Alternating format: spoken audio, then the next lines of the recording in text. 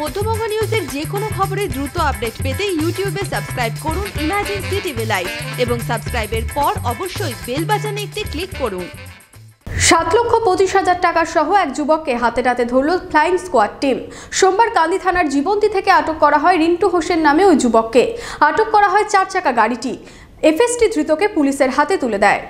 উপযুক্ত প্রমাণ দেখাতে না পারায় লক্ষাধিক টাকা সহ এক যুবককে আটক করল ফ্লাইং স্কোয়াড টিম। সোমবার কান্দি থানার জীবন্তী থেকে ওই যুবককে আটক করা হয়।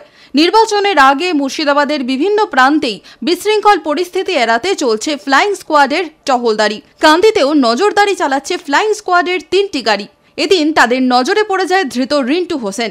তার কাছ থেকে মোট 7,25,000 টাকা উদ্ধার হয়। ধৃত ওই যুবক কোচবিহারের বাসিন্দা বলেই জানা যায় সে কাঠের ব্যবসা করে এবং এদিন পেমেন্ট নিয়েই বহরমপুরের দিকেই আসছিলেন। কিন্তু এতগুলো টাকা কিভাবে তার কাছে এলো তার উপযুক্ত প্রমাণ না থাকায় এবং কথাবার্তায় অসঙ্গতি খুঁজে পেয়ে তাকে আটক করে পুলিশের হাতে তুলে দেওয়া হয়। সে রিন্টু হোসেন, ওর বাবার নাম হচ্ছে আনসারউদ্দিন হোসেন। ওর বাড়ি হচ্ছে অন্ধরান ফুলবাড়ি PS তুফানগঞ্জ, মানে কোচবিহারের বাসিন্দা সে।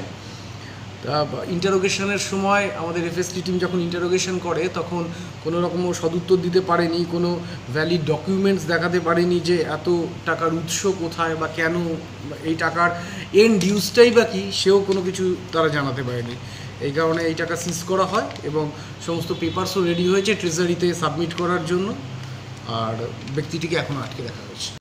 মধ্যবঙ্গের ভোটের সব খবর সবার আগে আপডেট পেতে আজই আপনার স্মার্টফোনে গুগল প্লে স্টোর থেকে ইনস্টল করুন ইমার্জেন্সি টিভি অ্যাপটি আর দেখতে থাকুন ইমার্জেন্সি টিভি, মানুষের কথা সরাসরি মানুষের মুখ থেকে।